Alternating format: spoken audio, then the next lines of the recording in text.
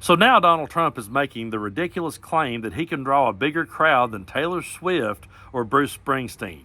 He claims that at his rally in New Jersey that he had 107,000 people, but reports say the number was much smaller. Now you can be the judge of it for yourself, okay?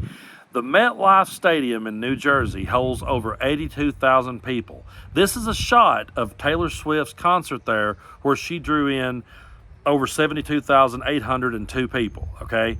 Now think about that picture for just a second and then look at this picture of Donald Trump's rally. Now tell me, does that look like the same amount of people that you saw in the MetLife picture? But this is all about numbers and crowds and ratings to Donald Trump. That's all the man cares about. He's never been able to accept the fact that he lost the popular vote. He can't stand the thought of that, and he's made up every excuse and every lie in the world saying, oh, illegal immigrants voted for Hillary, the election was stolen from me in 2020. He can't accept the fact that he's really not as popular as he wants to pretend like that he is. And it's so funny to me watching him be so weak and so fragile in this department that those things matters to him more than actually getting things done and actually getting things accomplished. But CNN fact-checked 26 times that Donald Trump lied at his rally in New Jersey. Now, this is a long clip, but it's well worth the watch. Watch CNN fact-check Trump 26 times.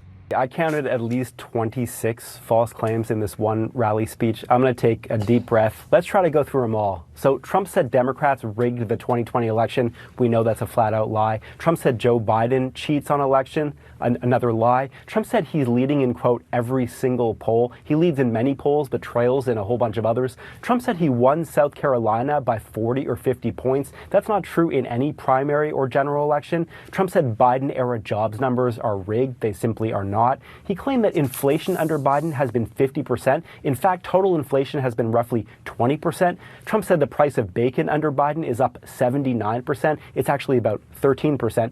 Trump said New Jersey has the highest electricity costs in the country, not even close to true. He said California gas prices had just hit $7.21 a gallon. Gas Buddy tells me that just one out of 10,526 California stations was even above $7 the day he spoke. The state average was $5.26. Trump said we have 42,000 soldiers in South Korea. It's about 28,000. He said that before he changed things himself, South Korea paid the U.S.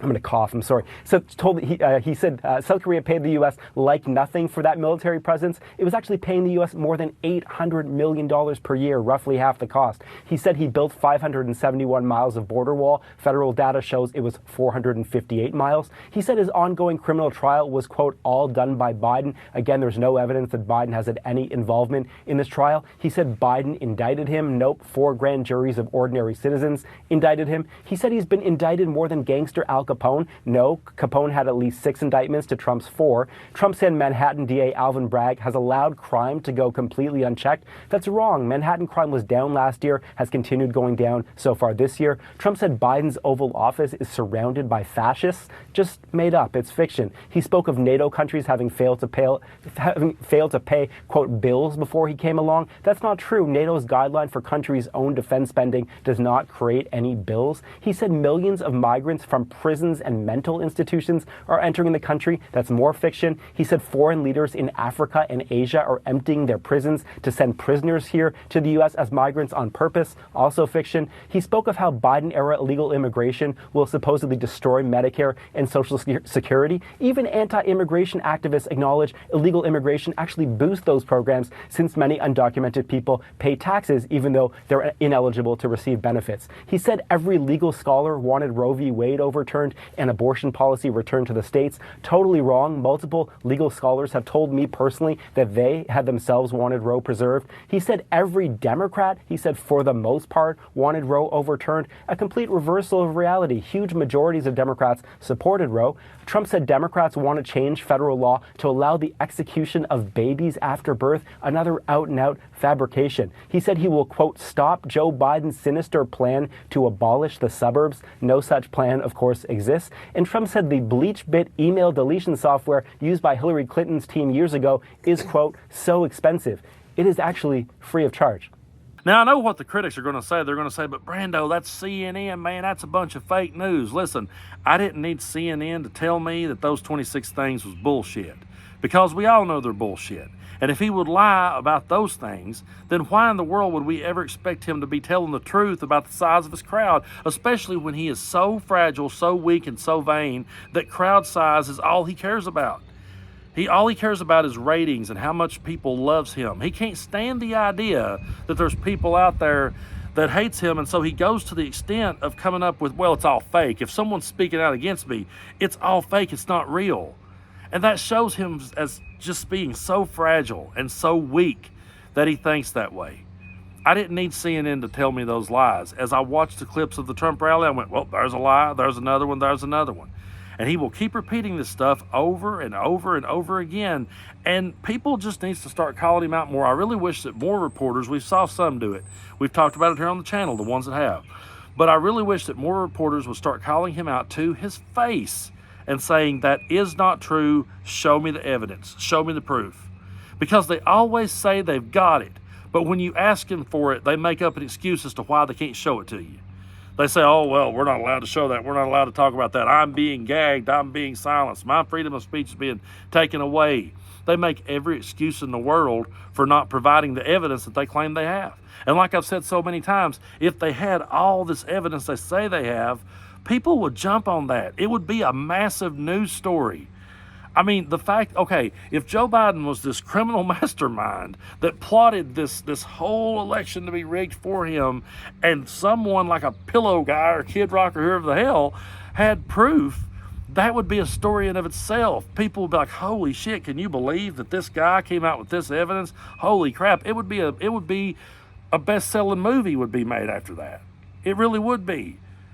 But he just goes out there and continues to double down on this rhetoric, and he does it. He's a fragile, weak-minded dude speaking to fragile, weak-minded people who just needs to be reassured that their way of life is the only one that matters.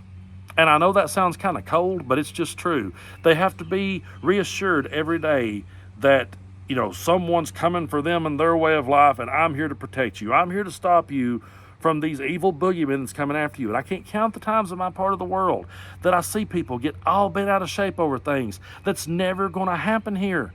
It's never going to happen here in sleepy little East Tennessee. It's not going to happen, but you're sitting there worried about it, working yourself up about it, and hating people that you don't understand. And that's the part that I'll never understand. It's like, why not go out there and instead of listening to Donald Trump tell you what black people are about, or listening to podcasters like Joe Rogan, don't go listen to those people tell you about what black people thinks. Go have a conversation with a black person. Don't let those kind of people tell you about how other people live. Go to those people and talk about how they live. See what you have in common. Talk about your differences. Talk about your similarities. It's okay to do that. But don't sit back and listen to people tell you about a group of people when you've never interacted with them yourself. I can't count the times that I've stopped somebody right in the middle of their story and been like, well, have you ever hang around with that kind of person? Have you ever? Well, no, I haven't, but I heard about it. I heard a news clip. Yeah, you did, but why didn't you go out there and talk to people and see what they're about and learn for yourself instead of just latching on to Donald Trump and his bullshit? They do it because they're afraid. They do it because they live in fear, and he's capitalizing on the fact that his audience lives in fear. So he can go out there, he can say 26 big ones right at a rally, ain't going to matter. He can lie about the size of the crowd, ain't going to matter, because no matter how many times someone like me calls it out, we're just going to get called fake news. But at the end of the day, there's going to have to be that moment where they wake up to reality and realize, you know what, we've been played. I don't know. We saw some people come around. We've covered it on the channel. We saw some people come around and see through it. I hope more do. And I hope when they see the ones who have seen through it, I hope it inspires more people to speak out and say, I'm done with this bullshit too.